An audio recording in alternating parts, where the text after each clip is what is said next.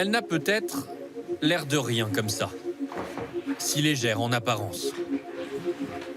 Mais pour Christian Breck, c'est devenu un poids dont il sera bientôt soulagé.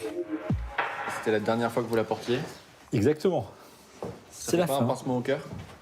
Un petit, quand même, parce que je veux dire qu'il y a eu des éléments, il y a eu des mariages, il y a eu des choses comme ça, il y a eu des cérémonies. Mais bon, voilà, hein, c'est comme ça. C'est la roue qui tourne, on dit. En ce dimanche d'hiver, de nouvelles élections doivent être convoquées.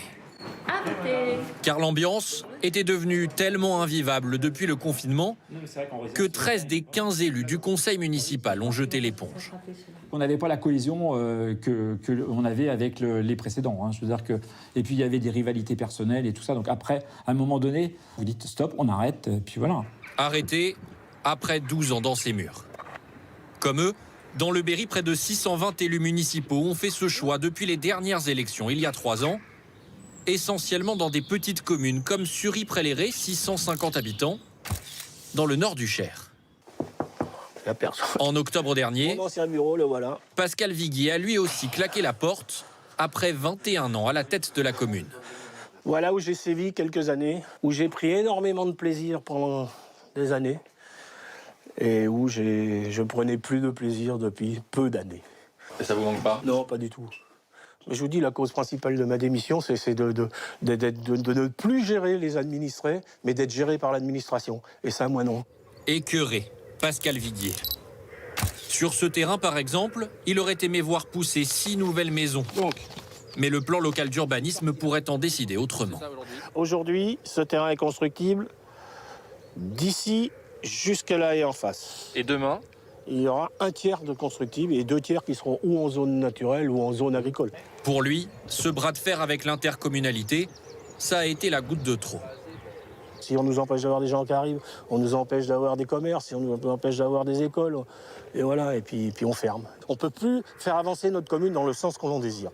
Se heurter à l'administration, mais aussi parfois à certains habitants eux-mêmes. En août dernier, Monsieur le maire, bonjour. le maire de Châteauneuf-sur-Cher, près de Bourges, a été agressé alors qu'il sortait de la mairie.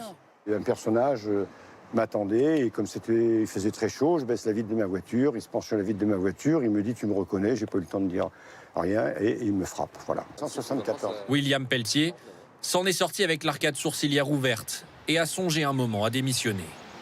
L'agresseur, lui, était un jeune de la commune que le maire avait sermonné quelques semaines plus tôt sur ce terrain municipal. Il n'y a plus de considération de rien, il n'y a plus de respect de rien. Il y a 10, 12, 15 ans, il n'y avait pas ça, absolument pas, absolument pas. Ça aurait été ça, je ne me serais jamais présenté. Hein. Réélu sans cesse depuis 1998, sa décision est prise. Ce mandat sera son dernier. Mais y aura-t-il quelqu'un pour reprendre le flambeau aux prochaines élections?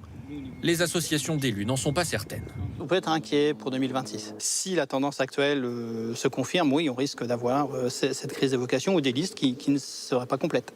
Trop difficile, trop prenant. Jamais le mandat municipal n'a aussi peu fait rêver. Selon une étude, plus d'1 maire sur 2 ne souhaite pas se représenter en 2026, un record depuis 20 ans.